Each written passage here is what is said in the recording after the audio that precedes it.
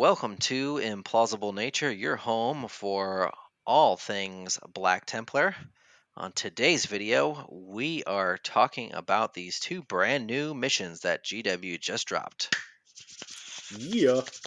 So, uh, anytime I don't know about you, Bob, but anytime that GW changes the missions or there's talk of mission changes, it makes me nervous because, especially, I feel like currently that the missions are actually in a good spot, more or less. I mean, there's some things that are not great, and that could be improved upon.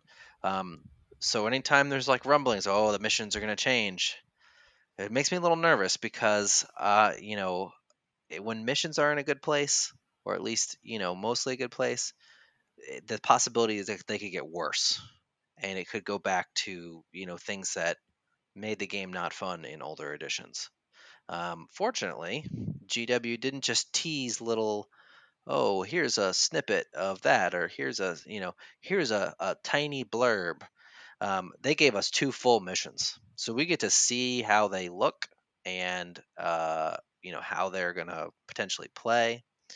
And so I like that a lot. So we're going to talk about both those missions specifically, but first we're going to talk about a pretty enormous change that's going to affect every mission, um, and that is primaries. So currently, primaries are typically if you control one, control two, or control more objectives than your opponents, you get 5 points for each of those. So max of 15 points, 45 points for max primaries. They have changed that now. Now it's only 4. So you can only get 12 points from doing that, from, controlling those objectives every turn. In addition to that, to get to that 15 points so that you can have, uh, 45 primary points, they've added progressive objectives that are not secondaries. They're just extra things you do to earn more points that bring you that 15 per turn. We'll talk about those in the mission specifically, but this change of how they're doing the primary objectives, Bob, tell us what your thoughts are on how this is going to affect how people play the game.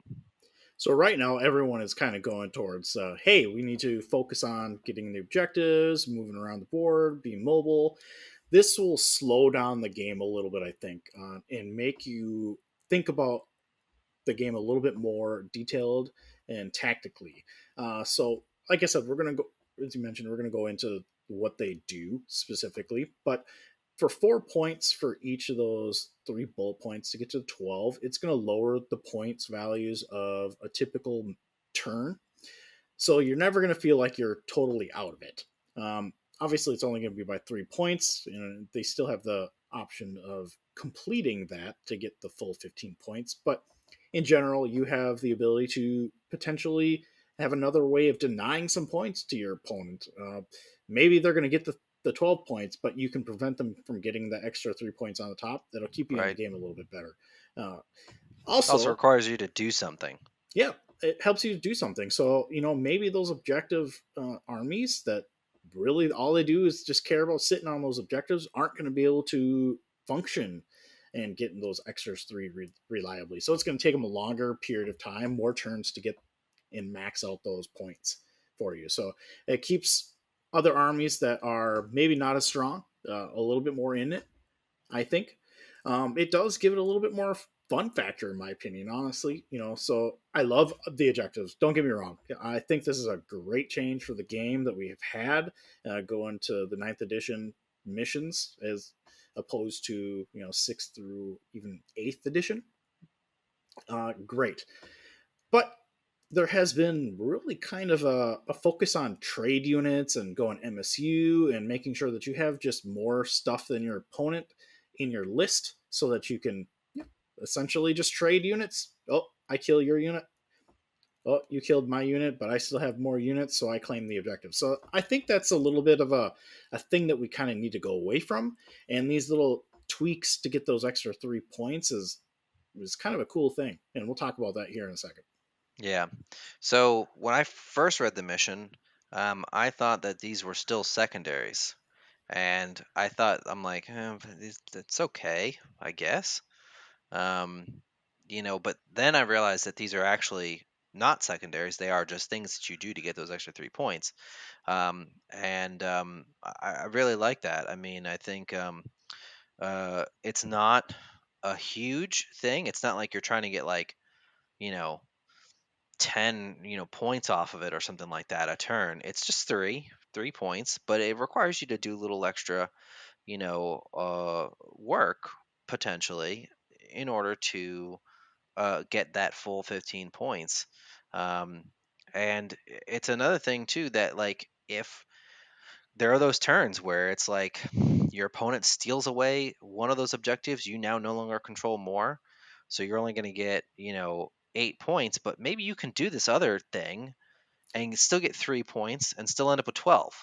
So it gives you a little bit more options as far as how can I score points this turn. And it's not just going to be, I got to sit over there, I got to sit over there, and I got to sit over there. It's maybe I can't get over there because he took it from me and my unit's dead. But I got these two, and I can do this other thing and still get 12 points, which is great. And depending on what they are, sometimes you may be able to prevent your opponent either through durability or by denying them an objective or something like that, prevent them from scoring those 3 points yourself. So yeah, overall, I think it's going to be a good change. It's going to make the games more dynamic, um, and put the control, into the player's hands a little bit more, as opposed to I'm going to stick this really unkillable thing here and just wait for the game to end as I score all the points by not doing anything. Yep. So, which is a strategy that some armies have done. Um, so yeah. Yep. So let's take a look at these missions. So the first one that we're going to look at is recover the relics. And something that I want to point out with these is these are appear to be like new versions of um, some existing missions that are in the book already. Um, the second one that we'll talk about here in a minute, in particular, is obviously a modified version of it. This one, and it's based on the map, which is when I first noticed. I was like, that map looks familiar, and there's a reason for that. So this one that we're talking about here. Recover the relics looks to be a redo of retrieval mission. It uses the exact same map as that one, and but it has different different rule sets here. So uh, mission rules. So it has a really interesting special rule here. Recover relics. In this mission, a player receives the Battleforge CP bonus at the start of their command phase. That's that +1 that you get every turn. Um, if they control either one or more objective markers in their opponent's territory, or if they control one or more objective markers in no man's land. In addition, at the start of their command phase, if a player controls the objective marker in their opponent's deployment zone, they receive one additional command point. This is in addition to the Battleforged CP bonus. So this means that if you control that one that is in their territory, you're going to get two command points, which is huge. And the potential to not get any is also huge Yep. because a lot of people rely on that extra CP every turn to do stuff to fuel their army. And so now you got to work for it in this mission. Now I don't know if we'll see this more often in other missions or if this is simply a one-off, but it certainly makes this mission very interesting. So really quickly, we're going to go over the other bits of this, and then we're going to talk about these special rules that this mission has. So it'll have take and hold, which is the standard control one, control two, control more, 4 points for each. Same rules as now. Can't score it in the first battle round. Player who goes second scores it at the end, etc. And then it has this is its progressive objective, which is replacing the secondaries. There are no mission secondaries in this anymore. So this is a progressive objective. And at the end of each battle round, note that each battle round, Each player scores 1 victory point for each enemy unit that was destroyed during that battle round, max 3. Which is pretty cool because maybe you almost finished off that unit in melee, and we still got the other player turn, so you'll probably finish that off. So if you didn't quite get there, like in a melee, especially for us Black Templars, we're gonna have a lot of stuff in melee. It allows us the whole turn to kill something, Yep. which generally we're probably going to. Um, so the rest of the paragraph on here talks about uh, units that are destroyed and brought back can potentially count as um, multiple, points for this. So, what do you think of these two special rules? This CP rule here, and then uh, the the progressive objective. So I'm going to talk towards like a Black Templar's perspective in our new book on that. Yeah, So recovering relics, I think, is a great change up thrown at different armies. Like you mentioned, there's a lot of armies that are super reliant on CP to do the things that they do. Admech, you got Drakari, you Grey Knights, Thousand Suns. yeah. Quite a few of these armies that are really meta blow through CP. Tyranids, Even Marines especially. can blow through them pretty fast. Yeah. And if you're not able to hold an objective effectively, that's a problem because you're not going to be able to get any CP if you spent too much at the beginning of the battle round phase. So, what I'm going to actually predict right now is we're going to see a shift away from anything other than battalion detachments being used because people are not going to want to take the hit on something like a Vanguard or an Outrider. Um, Taking those 3 CP and lowering down to a 5 or a 6 CP to start the game, especially with the threat of this mission out there, Yeah. um, because you can't guarantee it, right? That you're going to get some more built up on the rest of your game, and that could be game ending for you if you don't get that. On the other hand, you could make up a lot of points and get some additional boons on that. So I think that's a great little thing. You get a pro and con, but you have to be able to hold objectives. That's going to be key on here, and it has to be at least being able to advance into no man's land to be able to get that, which is not a big deal. There's 4 objectives right there in the center, but you have to be able to get to your opponent one objective to be able to get that second one. And you got to Are protect your own. Yep, exactly. And is that going to be possible? Yeah, maybe not. People like to say that the Black Templars are a lot slower, but we're more durable, so that it's quite possible that we can get over there and do what we need to do to get that. The I second would part I of would contest that as well. Everyone keeps saying, "Oh, we're so slow, but that's a topic for another video." Moving on. So the progressive objective. What do you think about that? so the progressive, that one is something that I really like, as I kind of talked about in the preamble with the primary objectives. So this one is a kill objective. Something that really hasn't been prevalent in a lot of the different secondaries. There's some that kind of do it, uh, They're but not kill points, generally not great though. yeah, Those they're not. ones, yeah. You have to kill specific things. Where this doesn't really care about that. This, you just want to kill a unit, be done with it. You're going to get some points. The great thing about this is if you're not able to be in the objective game, maybe you took a first round and you just got blasted by your opponent, right? Maybe you still have enough juice in your list to be able to kill some units and get some points. You're not going to always get the best matchup with whatever you especially in a tournament round. Uh, it's all about battle points, right? And this is over the course of a game, potentially 15 points for you that you can have. That's basically like a secondary that you can add on to your points right there. And I mean, most lists are going to be able to kill at least a couple of units or armies, at least a couple of units each turn. So you can pretty much guarantee that you're going to get a couple points a turn. And if not, like you mentioned, you can finish something off in close combat on their other opponent on your opponent's round, right? So you can kind of get some more points there as well. So that's really kind of cool. it allows you to kind of expand your list a little bit to go from maybe just objective holding, that type of thing, to maybe focus a little bit more on some kill things so that you can actually get some of those points. I'm kind of excited to see if that is something that's in some of those other missions that Missions, come yeah. out, because I Yeah. think that would be a good addition. Yeah, I wouldn't mind some more stuff that focuses on killing.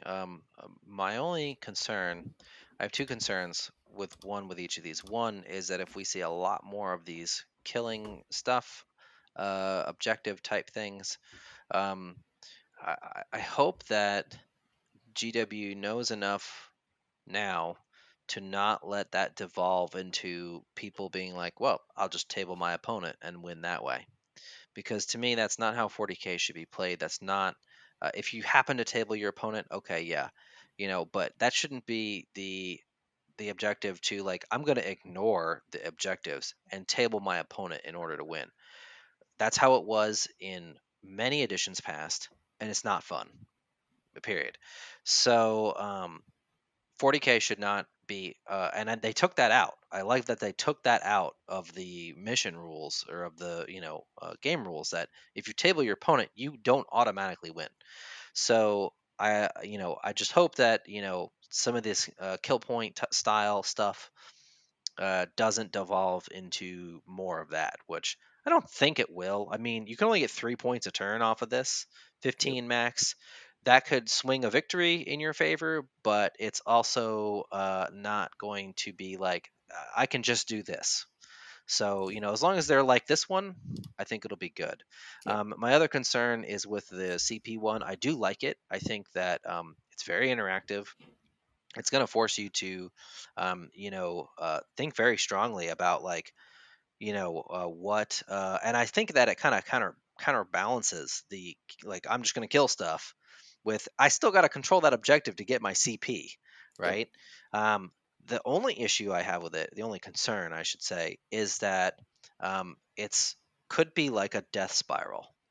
So if you're an army that does rely a lot on spending CP for things, then and you start not being able to get that CP, uh, then you can fall into a death spiral where you're just screwed for the rest of the game.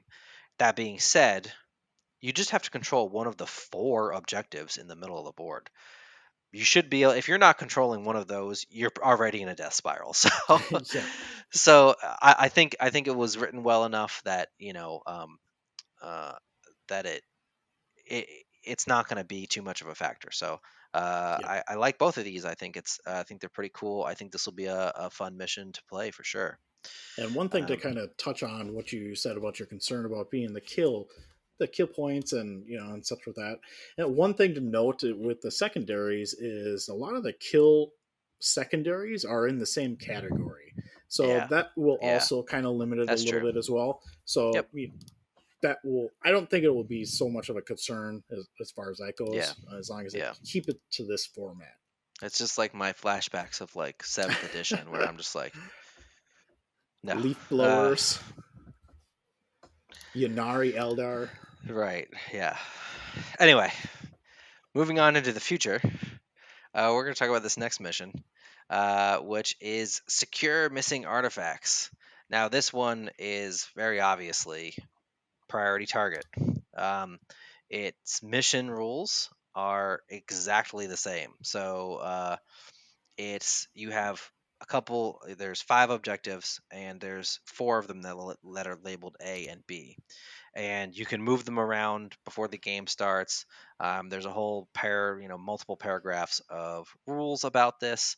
As if you want to read through them, they're here as you can see, but they're also in priority target. They're exactly the same. So um, the only difference is that you're choosing a uh, the priority target that you write down in secret is actually in your opponent's side of the board, um, and your opponent's territory, I should say, which is their half of the board.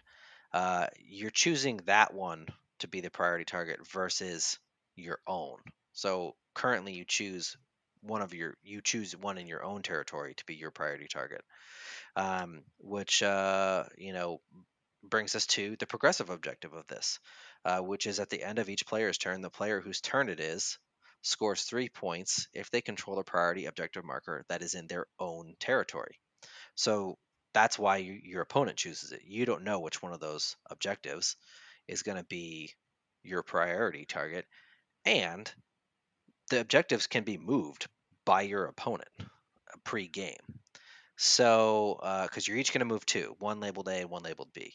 So you're going to get to move at least one in your opponent's, half the board, which can be really powerful. You could move that out into the open and be like, "Yep, you got to control that one that's now in full view of a lot of my stuff to shoot."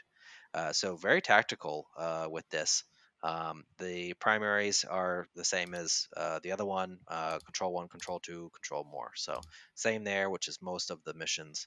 But yeah, what do you think of this one, Bob? Again, it's pretty similar to what we're used to playing on it, with a small tweak to it. Hmm. That obviously that 3 points at the end. What you're going to typically see on this one is your opponent moving your objective towards the center of the board, making it harder for you to just camp it in your deployment zone, which I Hmm. think is okay. This Yeah. is a kind of a fun little twist on it, instead of having you deciding it for your deployment, your opponent. You can have this moved out in the center, like you mentioned. You can put it out in the wide in the open, get those fire lanes open for you. It just makes it a little bit more fun Yep. twist on it. It's still an objective game, so this still feeds into controlling objectives.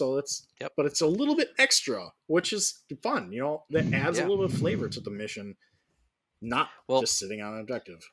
and we've talked about this in multiple videos about how you things that you can control are things that you want to try to do, and you can potentially deny them points by taking this objective, which is a big deal. This is similar to the other one, where you know um, you you can deny them points by taking their objective that's in their half of the board. Maybe you move it closer to you to make it easier. So yeah, it's pretty cool. I like that aspect of it, and I think it's like, as you said, it's largely the same mission, but with some interesting tweaks that I think make it a better mission, because I never really liked this mission, to be honest with you. Especially trying to parse the enormous paragraph of how to move these things. It's like, wait a minute, I what? I move which one? Who's on first? What? I don't. So Yeah, this was one of my least favorite missions, and I think it'll make it more fun playing it this way. yeah. Those are the two missions that GW leaked for us, showed us. Uh, so um, uh, what are your final thoughts on these two missions, and how this is going to affect us as Black Templars? So I think they're great changes. We talked about that already. Getting those 3 extra points on each mission, doing something else above and beyond than just the normal sitting on the objective. Just like secure missing artifacts. It is still an objective you still have to take, but there's a little bit of extra little fun that you Extra can do things with that you that can do, yeah. to be able to get that. But here's the thing with Black Templars, we're very durable. We are a take and hold army. We also have very targeted kill ability. So far what we've seen in the missions, we play to them very well. We can Yeah, kill things if yeah. we need to. We can sit on an objective and let them try and come and get it from us very easily. And kill So, them off of an objective, yep, scoring absolutely. potentially scoring points in the process of doing that as well. So And we either through certainly controlling that objective, or kill points type of thing. So so these mission changes are nothing that is a negative to us, in my opinion.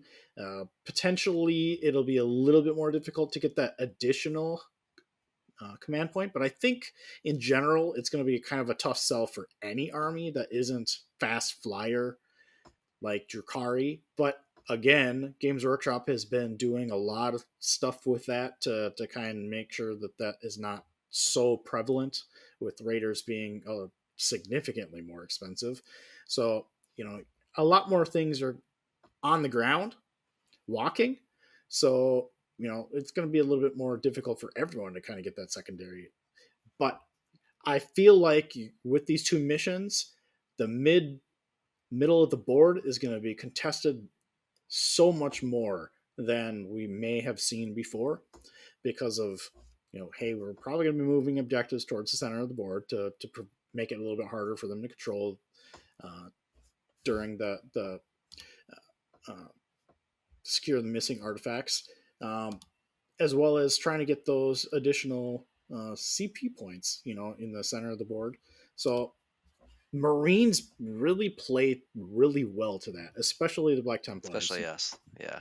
So all we really want to do, honestly, is get to the center of the board, take our objectives, which in these missions, there's easily 3 objectives, potentially even 4, on the middle of the board and on our side of the board in our territory.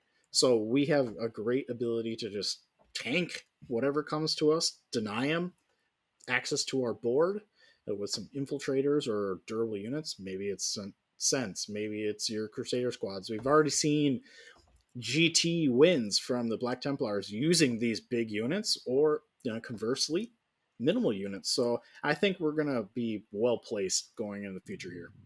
Yep, I agree. Looking forward to seeing what else comes about from the new book.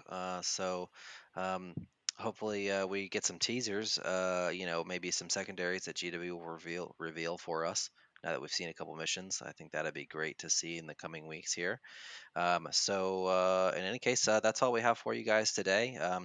Let us know down in the comments, what do you think of the new the new missions? How is this going to affect your gameplay? Are you excited about them? Do you not like them? Let us know what you think. Um, come check out our Discord. We've got a lot of great folks there, really active community, people talking Black Templars, talking competitive. We got narrative crusade talk as well. Lots to see and do there. We also have a Patreon, so please check us out. Thank you to all of our Patreons for supporting us. We couldn't do this without you guys, so thank you again for that. And until next time, keep on crusading.